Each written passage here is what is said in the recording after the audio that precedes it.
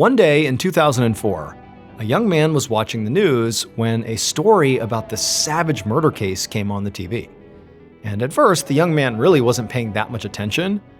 But then a picture of the victim in this murder case flashed across the screen. And at first, the young man just stood there frozen in shock. But then he got up, ran to his computer, and began frantically searching through the chat logs of this old conversation he had had. And after a few minutes of searching, he found what he was looking for, he printed it out, and he called the police. But before we get into today's story, if you're a fan of the strange, dark, and mysterious delivered in story format, then you've come to the right place because that's all we do, and we upload 2, 3, even 4 times a week. So if that's of interest to you, please go over to the like button's house and proceed to eat all the food in their fridge, but make sure you put back all the empty containers. Also, please subscribe to our channel and turn on all notifications so you don't miss any of our uploads. Okay, let's get into today's story.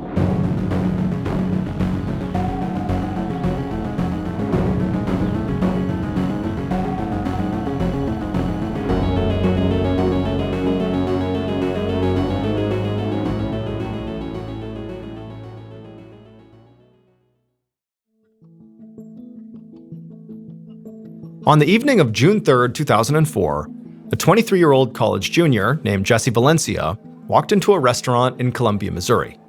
His friends were already there. They were sitting at a table in the back of the restaurant, and as soon as they saw him, they waved him over. And so Jesse made his way over to sit with them. Jesse was a student at the University of Missouri, and he was majoring in journalism and pre-law. The spring semester had just ended a few weeks ago, and as much as Jesse had loved the semester and he really had enjoyed what he was studying, he was looking forward to some time off.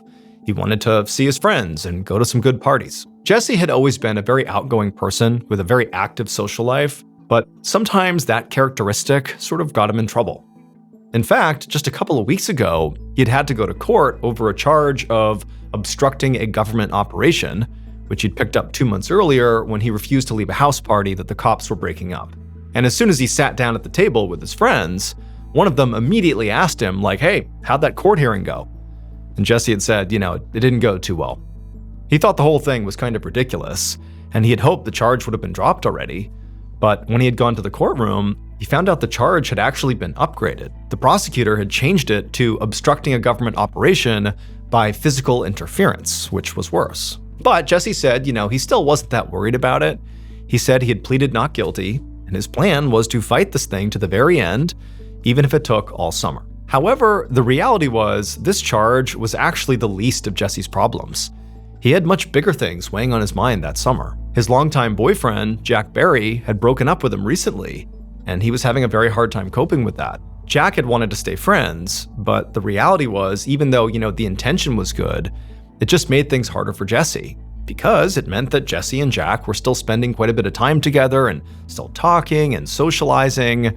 And while Jack felt like things were over romantically, Jesse didn't feel that way. It just sort of felt like they were perpetually on the verge of getting back together, even though they weren't. And then whenever Jesse would try to talk to Jack about, maybe trying to make things work again, Jack would immediately just turn him down. And so the whole situation was just really difficult. And so without Jack anymore, Jesse had become very lonely. And he had been trying to fill that void with random hookups, meeting guys online and inviting them to the hotel where he worked as a night clerk, but for the most part, it was sort of shallow and didn't mean anything. At one point, Jesse had been having this secret affair with an older man, which had been exciting, but deep down, what Jesse really wanted was just a real relationship, like he had had with Jack. And these random hookups were not that. And so at this point, basically every time Jesse went out socially, no matter what he was doing, he was always kind of on the hunt for somebody who could potentially have, long-term relationship potential. And this night was no exception. And so that night, Jesse and his friends had a nice dinner together. And then when they were done, they left the restaurant and walked a few blocks to a gay dance club called SoCo Club. It was dark and the music was loud and thumping. And as soon as they walked inside, Jesse immediately weaved his way through the crowd on the dance floor over to the DJ booth. He asked the DJ to play his favorite song, which was Billie Jean by Michael Jackson. And the DJ just sort of rolled their eyes. Jesse knew the DJ was very likely annoyed with him because Jesse requested that song every single time he came to this club. But Jesse never had let other people's opinions stop him from doing what he wanted. And so he didn't care. He just wanted the song played. And so after he had made his request, Jesse went over to the bar and ordered a drink. And while he waited, he saw a young man standing alone at the other end of the bar. Once the bartender passed Jesse his drink, Jesse went over and asked the man if he wanted to dance. The man smiled and said, "Sure." And then one dance turned into two, turned into three, and pretty soon the two had spent the whole night together. Now, it was hard to hear each other over the loud music, but over the course of several dances, Jesse had learned that this man's name was Ed McDevitt, and he was training to be a chef. Jesse felt like Ed was a really nice, cool guy, and it seemed like they had an immediate connection. And so when the club closed, Jesse asked if Ed wanted to come home with him. Ed said yes, and after that, Jesse asked his friend Jennifer if she wouldn't mind giving them a ride back to Jesse's apartment. She said of course, and so shortly after that, the trio left the club, they got in Jennifer's car, and they drove back to Jesse's apartment. And when Jesse and Ed got out, Jennifer said, "Hey, tomorrow night I'm having a party at my place. You two should come by." And Jesse, he turned to Ed and kind of winked at him and said, "Yeah, hopefully we'll both be there." And then Jennifer drove off. After Jennifer had driven off, Jesse walked Ed down the stairs to his very run-down basement apartment. And as soon as they went inside, Ed saw this sea of all these history books stacked all over the living room. It would turn out Jesse was really into ancient Greek history. And so Ed began walking around, opening up all these old history books. And as Ed did, Jesse began regaling him with, tales of the Battle of Thermopylae, how the Spartans were outnumbered and how they prevailed, and talking about Zeus and the ancient Greek gods, and just kind of going off all the stuff that Jesse really enjoyed about, ancient Greek history. And Ed, as he listened to it, just said, I really don't know much about history, but it's really fascinating that you're so into it. And so from there, the rest of the night went great for the two of them. They would spend the night together.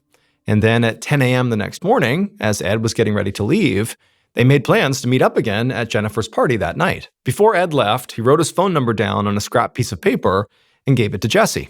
And Jesse took the paper and then walked Ed to the door and gave him a hug and a kiss before he left. And then once he was gone, Jesse just hoped that, maybe this wasn't just a meaningless hookup. Maybe this had the basis of a strong, long-term relationship. The one thing Jesse really wanted. Around noon that day, Jesse was eating a quick lunch before heading out for work when he heard a knock on his door. He walked over and opened it up, and he saw his landlord standing in the hallway. And his landlord looked pretty mad. He told Jesse that, "Hey, it's the 4th of the month, and you still haven't paid rent." Jesse apologized profusely and just said, it totally slipped his mind, and he promised he would get it to the landlord that afternoon. But after the landlord accepted his answer and, Jesse shut the door, he couldn't help but have this sort of sinking feeling in the pit of his stomach, because the truth was, he didn't have the money. Jesse had grown up in a very poor family in a small town in Kentucky. He was actually the first person in his whole family to go to college, and he had paid his bills by working as a hotel clerk, the same job his mother had had back home. Now, Jesse loved his family, and he spoke to them basically every single day. He would call them all the time. But at the same time, he had always felt so trapped in his conservative, ultra-religious hometown. So he had left and tried to sort of reinvent himself as someone new, the kind of person who can do anything and go anywhere. And so even though he had done that, it would turn out that making real money was something that he just hadn't quite figured out yet. Before Jesse left for work that afternoon, he scrounged up all the cash he could find, but it still wasn't enough to make rent. He dropped the cash in the landlord's mailbox anyway, with a note promising he would get the rest of it together in a couple of weeks. Then he walked to his job at the campus inn and spent an uneventful evening behind the front desk, counting down the hours until the end of his shift. And as soon as the end of his shift came, when the clock struck 11 p.m., he bolted home and immediately changed clothes before heading out to Jennifer's party, where he was supposed to meet his new love interest, Ed McDevitt. However, when Jesse walked into that party, he didn't see Ed. He did a lap around the apartment, checking every room, but he wasn't there. And so Jesse just grabbed a beer out of the fridge and began chatting with Jennifer while he waited. But after a while, he checked his watch and realized that either Ed was running really late or he just was not coming. So, trying to tell himself that it was not quite time to be disappointed, maybe there was an explanation here, Jesse went outside and called the phone number that Ed had written down on that piece of paper that morning. Now, this phone number was for a landline phone, and so, Jesse, he punched it in and he listened and it rang for a few beats. And then somebody picked up, and it was a guy, but it was not Ed. It was somebody whose name was Mark Butler, and Jesse had never heard of this guy, and he asked, where's Ed? And Mark explained that he was Ed's roommate, and that actually Ed was asleep right now. He had to work in the morning, and so he had decided actually not to go to the party, to Jennifer's party. He just wanted to sleep. Now, as Mark was telling him this, Jesse was trying to make sense of okay, is Mark like Ed's boyfriend or something? Are they together, or are they just roommates? And also, Jesse couldn't help but feel like Mark clearly did not want to be talking to Jesse right now. It was pretty clear in his tone that he was trying to just get off the phone. But Jesse was not ready to just, mail it in here. He wanted to see Ed. And so he told Mark, well, hold on a minute. Can you please go wake him up? I need to talk to him. And at first, Mark was like, no, he's asleep. He has work in the morning. He does not want me waking him up. But Jesse was relentless and just begged Mark to please, just for a second, put him on the phone. And eventually, Mark relented. About a minute later, a very groggy-sounding Ed hopped on the phone, and as soon as Jesse heard his voice, he was so excited, and he basically pitched Ed hard on why he should not go to bed and come out to this party, and that he really wanted to see him. And also, hey, bring your friend Mark too. That was fine. Now, it's not really clear if Ed was excited about this idea, but he would eventually say, fine, I'll come out and meet you, and I will bring Mark. When they got there, Mark would only stay at Jennifer's party for a little while before he headed out on his own. But Ed and Jesse, they would stick around until about 2 a.m. And then at that point, they would leave Jennifer's house and go to another party across the street. At around 3 a.m. though, Ed said he really did have to get going. It was so late, he had to get up in the morning, he had to go. And so at this point, Jesse understood that this was reasonable. And so he walked him out to the sidewalk and then asked him if, hey, do you want to come over to my place? But Ed said, no, really, I have to get home. I have to go to bed. However, before Ed did finally leave, the two of them would make plans to see each other in just a couple of days. After Ed had taken off, Jesse wandered across the street to say goodbye to Jennifer, and then after that, he began making the walk to his own apartment. And as he was making this short walk to his own place, he began to think that he didn't want to go home alone. If Ed didn't want to come over, well, he was going to find somebody else who would. And so his first thought was to call his ex, Jack. And so Jesse called Jack a few times, and when Jack did not pick up, after all, it's 3 a.m, and they are no longer in a relationship, it's sort of reasonable that he wouldn't, but at that point, Jesse still wanted to see him, and so he walked a few blocks out of his way to make an actual stop at Jack's apartment. Jesse went right up to the door and banged on it, but nobody came to the door. Jack didn't answer. At this point, Jesse began to wonder if, maybe Jack's out with somebody else right now, and he suddenly felt so jealous. Or worse, maybe Jack is here and he knows I'm here, but he doesn't want to see me and he's ignoring me. After a couple of minutes of standing there and knocking a few more times and still not hearing anything from Jack, Jesse finally gave up and stumbled back to his own apartment, drunk and lonely, and a bit heartbroken. Jesse finally stepped foot inside his apartment and shut the door behind him at about 3:45 a.m. However, right after he'd gotten undressed and flopped down on his bed, he heard a knock at the front door. At 2 p.m. the following day, so Saturday, June 5th, 2004, a college student walked out of an apartment just down the street from Jesse's building, and they were carrying a backpack and a cooler. His friends had just pulled into the parking lot, and they were about to head out for a weekend trip to St. Louis. But while he was loading his stuff into the trunk, he noticed somebody lying in the grass nearby, wearing nothing but a pair of running shorts. Now, at first, he assumed, this was just somebody passed out drunk from a crazy Friday night party, which sort of happened all the time in a college town like Columbia. But when he took a few steps closer to be sure this person was okay, he saw flies buzzing around their body.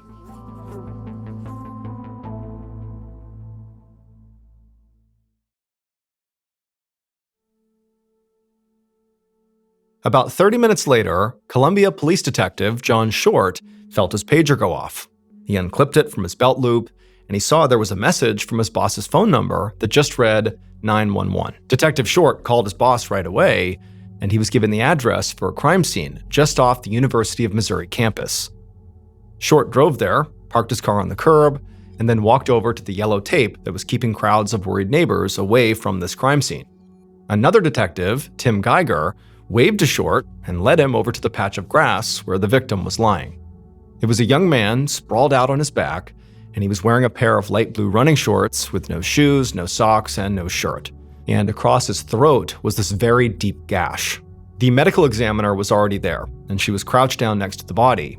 And she told Detective Short that a few things were already standing out to her. She pointed to the bruises that were all over the victim's face, their arms, and their torso. But when she lifted the victim's hands, there were no defensive wounds on them. She told Short that that was pretty unusual for a knife attack, where the victims usually got their hands up, trying to defend themselves, and as a result, they got their hands cut up. She also pointed out that the blood had run down both sides of the victim's neck and pooled under his body. But there was no blood at all on the front of his body, which meant he was probably lying down right there in the grass when his throat actually got cut. Finally, the medical examiner pulled back the victim's eyelids and showed Short the hemorrhaging in his eyes, which they both knew was typically a sign of strangulation. And so putting it all together, Short theorized that, the victim's killer had likely choked him out and then laid him on the grass and then slit his throat while he was laying there unconscious, unable to defend himself. The detective looked down at his victim's bare feet and noticed they were covered in dirt, like he had been running at some point outside. Short doubted that the encounter between his victim and the killer began on the lawn where the body was found, and now he just wondered if maybe there had been some sort of a chase here, and that this was just where the killer had finally caught up to the victim. But since there was no ID on the victim, Short had no idea who he was or where he'd been running from. And so Short stood up and stepped away from the body so crime scene techs could load it into a body bag. Just then, another squad car pulled up and 2 more officers got out, Sergeant Kenneth Smith and Officer Stephen Rios. Rios was the beat cop who typically patrolled this neighborhood. So another sergeant on scene had radioed for him to come over and see if maybe he could help identify the victim. And so at this point, Short told the crime scene techs to go ahead and unzip the body bag and let Officer Rios take a look.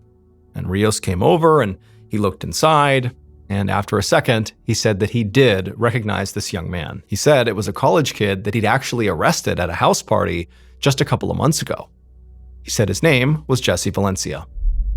And so, less than an hour into his investigation, Detective Short now had a name for his victim and some pretty good guesses about how his victim was killed. His next task was figuring out who might have wanted Jesse Valencia dead. So, Short looked up Jesse's address, and he found his apartment building was only a block away. So, he walked over there. And while the forensics team went inside the apartment to look for evidence, an officer was posted outside the building to make sure no one came or went until the crime scene was officially cleared. Short walked into the building and headed down the stairs to Jesse's unit. And there, the crime scene tech who was dusting the doorway for prints told him that when they'd arrived, the door was actually already open. And so Short went inside the actual unit and began looking around. There was no blood anywhere, and nothing was broken or overturned, so there was no clear sign of a struggle. But the door being left open suggested that Jesse must have left in a hurry. And this certainly matched Short's theory about the fight between Jesse and his killer starting in one location and ending on the lawn. Short figured that, Jesse must have run out of his apartment in a panic and made it a block away to that grass before his killer finally overtook him. And so as Short began to consider this, he also started to think, okay, well, Jesse, who appeared to be in reasonably good shape for his age, if he was chased down and tackled and killed only a block away from his apartment, it sort of suggested that his killer likely was pretty strong and pretty fast. So we're talking about somebody who is in relatively good shape. That's the killer. At least that's the profile he's developed in his mind. And also, the way that Jesse was actually killed, having his throat cut open so violently, it just seemed kind of personal, which suggested that whoever killed Jesse likely was somebody Jesse actually knew. And so with that in mind, Short finished his sweep of Jesse's apartment and then asked a crime scene tech to prioritize getting access to the cell phone and computer that he saw on Jesse's desk. Then he walked out of the apartment and across the hall to the door of Jesse's closest neighbor, and he knocked. A moment later, a very confused-looking young man poked his head out and asked Short what was going on. Short told him that he was investigating a murder and wanted to ask him a few questions. The young man at first just seemed totally shocked and appalled to be hearing this, but then it was like this look of realization washed over his face. He told Short that the previous night, he had actually woken up to the sound of very clearly 2 grown men fighting in Jesse's apartment. And one of those men was clearly Jesse, because this neighbor heard Jesse clearly saying over and over again, "No," and "Stop it," to this other man. Now, the neighbor kind of sheepishly said, they didn't actually do anything about this. They actually just kind of banged on their own wall and said, "Hey, stop it over there." And then shortly after that, the noise had stopped, and the neighbor had kind of forgotten about it and gone to sleep, not realizing what he was likely hearing was the beginning of Jesse's murder. The neighbor told Short that when they had woken up that afternoon, he'd actually gone across the hall to apologize to Jesse for being so rude the night before. But the neighbor said he found Jesse's door was open, and he didn't look inside. He felt like that was kind of rude. But what he thought was, okay, maybe Jesse was so drunk the night before, that was part of the reason that he must have been having this fight.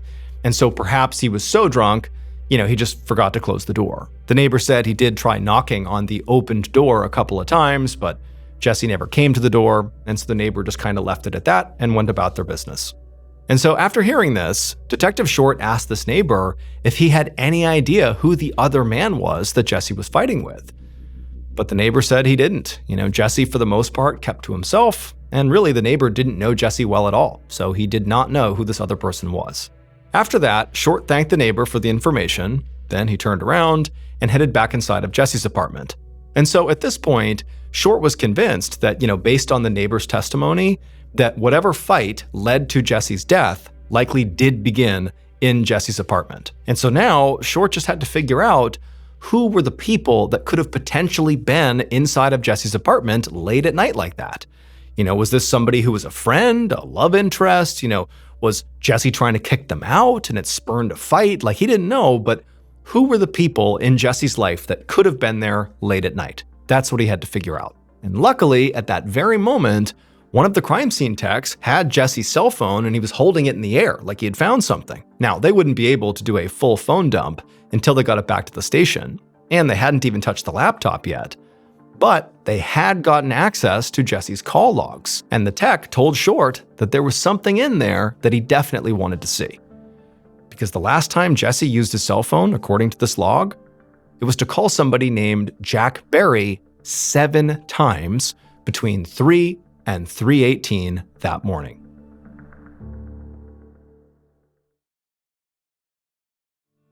So right away, Detective Short looked up Jack Barry's information, and he found his apartment's address and saw it was not far from Jesse's, and so he drove right over there. Short knocked on the door, and just a moment later, a young man answered, and he had very red, puffy eyes like he'd clearly been crying. Even though Jesse's body had only been discovered a few hours ago, this young man did not seem surprised at all to see the detective. He told the detective that he had already heard the terrible news a friend had told him. After exchanging niceties and the young man confirming that he was in fact Jack, Short followed Jack into his living room.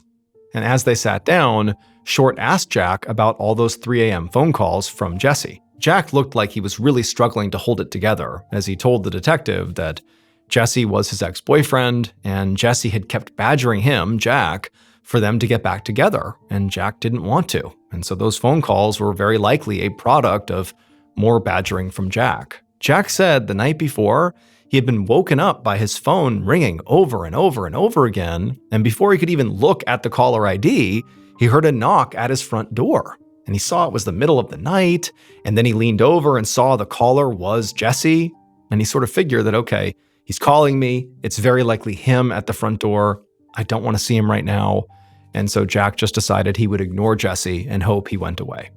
Now, when Jack said this, it seemed very clear he was sort of reliving that moment in his mind. Like, maybe if he had let Jesse in or engaged with him in some way, maybe Jesse would still be alive. That was sort of the insinuation. But Detective Short was thinking, okay, well, even though he seems like he's being very earnest in telling me this, it does mean that he doesn't really have an alibi. He's basically saying, at the time, Jesse was killed, I was home alone by myself, which was pretty weak. However, before Short could begin to poke holes in the alibi, Jack said that, despite the fact that they had broken up, that he and Jesse were, at least in his mind, still on good terms. In fact, they had spoken just the day before on the phone, before getting all those nighttime phone calls. It was during the afternoon, and during that phone call, Jesse had told him about a new guy he'd met at a club the night before, and his name was Ed McDevitt. That night, Detective Short stood outside of an interrogation room at the police station, watching Ed McDevitt through the two-way glass. Short knew his investigation was moving basically at lightning speed here, But there was still quite a bit of pressure on him to get this case solved even faster, because Columbia was a college town where kids were used to feeling safe, and the murder of a student just a few blocks off campus had sort of shattered that sense of trust. And so, students and parents and, staff of the university really wanted Short to get this thing done. And now, looking at Ed through the glass, Short wondered if maybe this was the killer. Maybe this was the guy. After all, Ed was shaking and fidgety looking. He seemed sort of like an emotional wreck, which could mean, of course, he was just upset because he was connected to the murder victim. That's traumatic.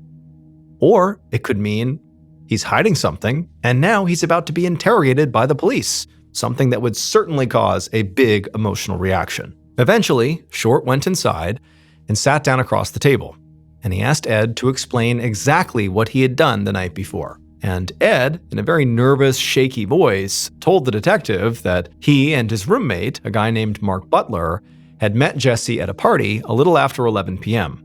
He said he ultimately went back home again around 3 a.m., leaving Jesse on the sidewalk, still very alive and well. Ed said his roommate Mark had actually seen him return to his apartment at 3 a.m., and Ed said when he went inside, he went straight to bed, and then he had gotten up early for work. Ed said he was at work when he got the call from police, telling him that Jesse had been found dead.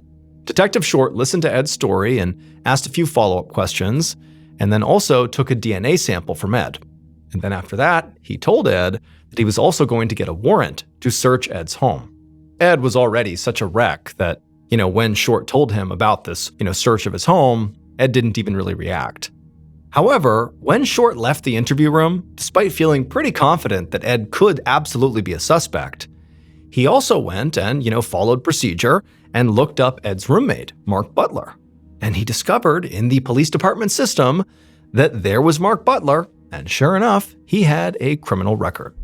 So, overnight, while a forensics team was searching Ed and Mark's home, Short actually brought Mark down to the station for an interview. But in reality, Short wasn't expecting Mark to become this primary suspect here. He just wanted to be thorough and rule out anybody who'd seen Jesse that night, and obviously Mark was one of those people. But almost immediately in their interview, Mark started saying some very odd things. He told Short right out the gate that he did not like Jesse, and actually he said point blank that he didn't really care that Jesse was dead. But he also clarified to Detective Short that, he was just Ed's roommate. He was not seeing him romantically, so this had nothing to do with jealousy. He just did not like Jesse. Mark confirmed that he did see Ed when he returned from the party around 3 a.m., just like Ed had said, but Mark had actually not stuck around. He said that after Ed had come back to the apartment, Mark had left to go on a date of his own, and he actually didn't know what time he got back. And so as he was saying this, Short realized that meant Mark was out and about, sort of unaccounted for, at the same time that Jesse was killed. And so obviously, something seemed off about Mark. And so Short took a DNA sample and added Mark to the suspect list.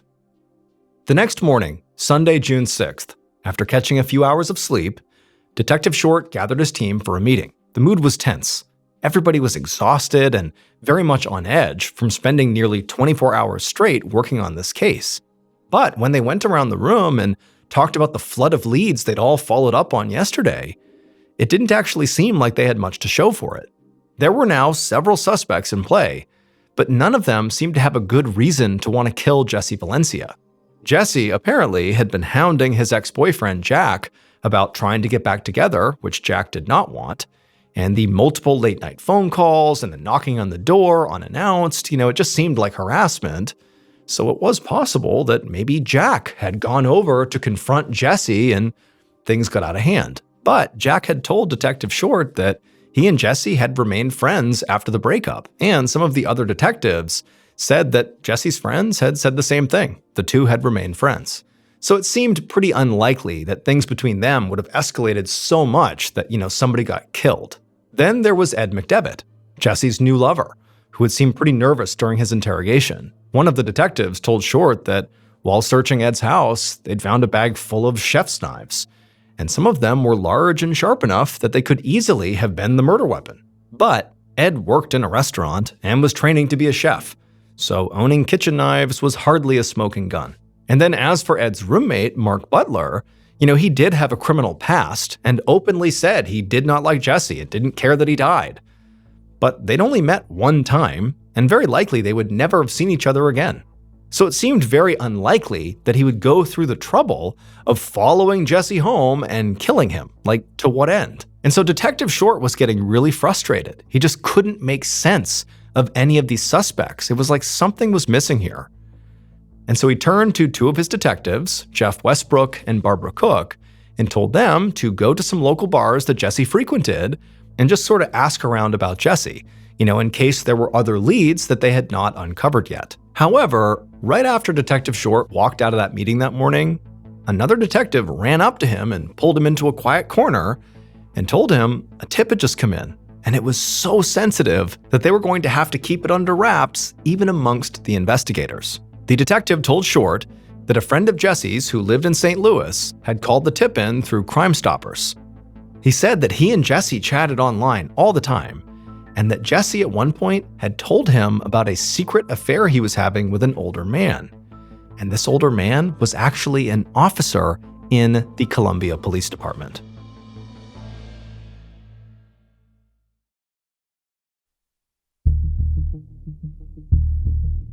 Later that day, so this is Sunday, June 6, 2004, 2 days after Jesse was killed, Detective Short sat at his desk flipping through printouts of all these online chat logs. And these logs showed conversations between Jesse and the friend of his who had called in the tip that Jesse was having this affair with an officer from Short's own police department. In the chats, Jesse wrote all about this relationship. Jesse had seemed to find it pretty exciting at first, having this police officer come by in uniform and carrying on these secret meetups in the middle of the night. But recently, Jesse had begun to suspect that this police officer was married, and this made Jesse furious. He had told this friend in the chat log that he wasn't going to be someone's other woman. However, to Short's frustration, Jesse never actually named the officer that he was having this affair with. He only ever referred to him as Columbia's finest. And so whoever this mystery cop was, Detective Short thought they were the most likely suspect. Because unlike Jesse's other lovers, this officer had something to lose if this relationship went south. If Jesse told anybody about this affair, well, the police officer's career could be on the line because they clearly were carrying on this totally illicit affair while on duty. That's not okay. And also they were using their position and power potentially to actually land this relationship.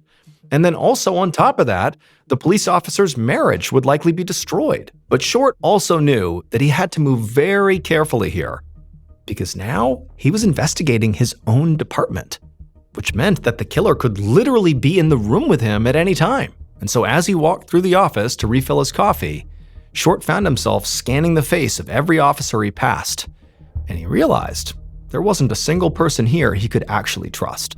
Short brought all the files on Jesse's case into his office, and then he told his secretary to find him a roster of the department's entire staff. Then he locked the door, sat at his desk, and pulled out the records on Jesse's friends who had been interviewed already.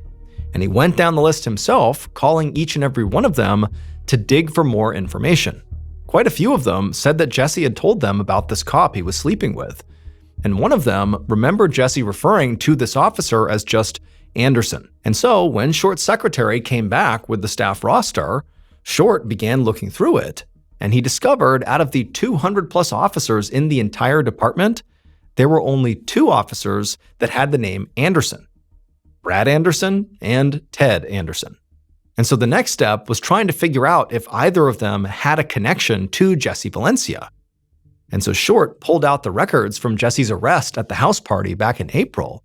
And as he flipped through it, he realized Brad Anderson was one of the 3 officers who responded to that party. The pieces fit together perfectly. Jesse and Brad Anderson, the police officer, would have met around the same time that Jesse began messaging his friend in St. Louis about this secret affair with a cop. And so at this point, Short felt like he had just found the killer. So he grabbed a manila folder off his desk, stepped out of his office, locking the door behind him. Then he did a lap around the whole station, and eventually he spotted Brad Anderson in the locker room, chatting with a few other officers as he put on his uniform. Now, Short wanted to be very careful here, because if Brad Anderson was the killer, He certainly didn't want him to realize he was under suspicion right now, so Short waited in the hallway until Brad walked out of the locker room, and then as casually as possible, Short caught up with him and pulled him aside.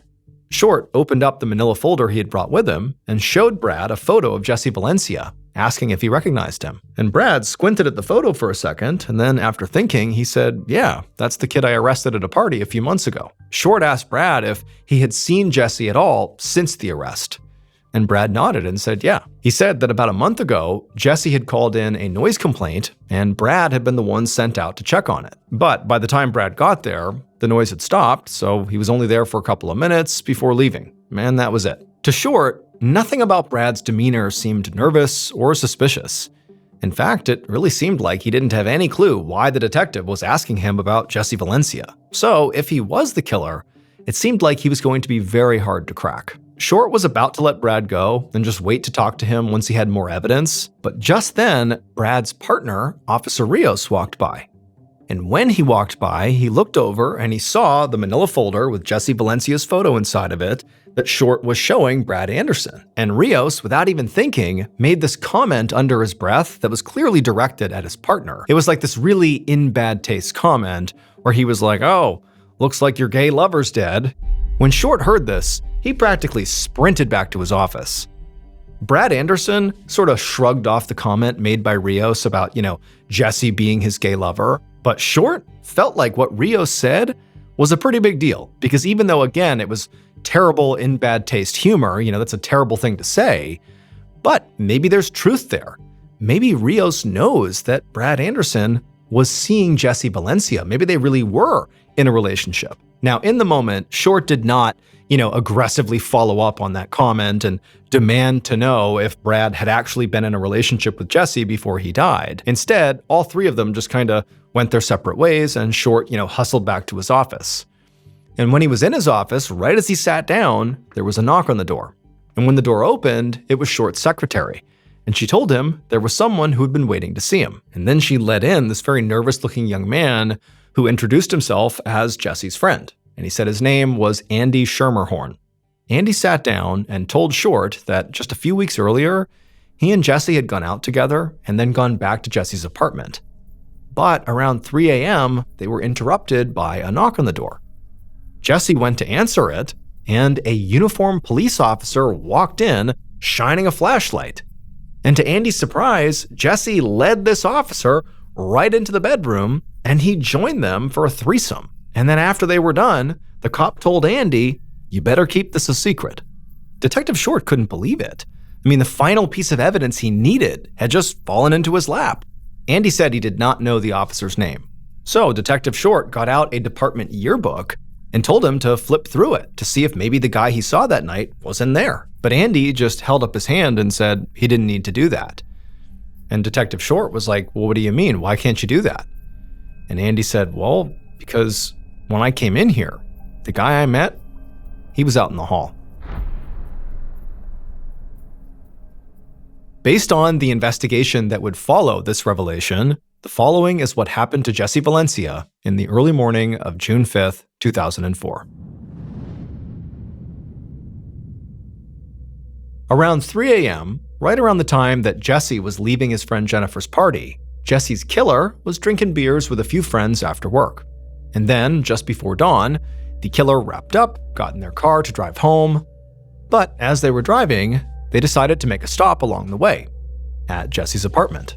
They were expecting another quick, no-strings-attached, late-night, secret hookup, but when they got there, Jesse was very drunk and in a terrible mood. Jesse told the killer that he had figured out they were married, and so now he was not interested in them at all. He didn't want to see him anymore. But when he told the killer to leave and the killer refused, Jesse said, "Fine, I'll go to your police chief and I will tell them about our affair." And that's when the killer snapped. If their secret got out, it would cost them everything. So in their mind, they had to silence Jesse before he could ruin them. Jesse tried to run, but he only made it about a block before the killer caught up with him, wrapped an arm around his neck and put him in a vicious chokehold until his body went limp. And then the killer laid Jesse out on the grass, took out a pocket knife, and brutally slashed his throat. And then, on the way home, the killer very skillfully disposed of the murder weapon, ensuring nobody would ever find it, because they knew the knife was the only piece of hard evidence that could ever link them to the murder. After that, they made their way back home, parked in the driveway, and as they were walking up to the front door, they looked up and saw their wife in the kitchen window, preparing a bottle for their baby son. And then just before going inside, the killer unpinned the name tag on their uniform that said Anderson, and they swapped it for another name tag that they had hidden in their glove box. And this name tag was the killer's real name, Officer Stephen Rios. Rios was Brad Anderson's partner. He was the one who identified Jesse's body at the crime scene and made that awful comment about Brad Anderson's gay lover. It's believed that Officer Rios was lying to Jesse about his name, and in fact, he actually stole the name tag not of Brad Anderson, but of the other Anderson, Ted Anderson. He was using his name tag and parading around like he was him whenever he was with Jesse. Rios was arrested, and in May of 2005, almost a year after Jesse's murder, he was found guilty of first-degree murder. But after an appeal, he got a new trial, and the charge was reduced to second-degree murder. However, he was still found guilty and was sentenced to life in prison.